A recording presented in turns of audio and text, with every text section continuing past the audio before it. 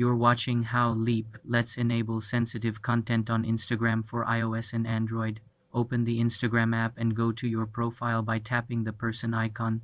Tap the three-line menu icon in the top right corner. Select Settings and Privacy. Scroll down and tap Suggested Content. Then tap on Sensitive Content. Here you will see the control for sensitive content. By default, it is set to limit or limit even more. To enable more sensitive content, tap on the option Allow. Instagram will show a notice explaining what this setting does.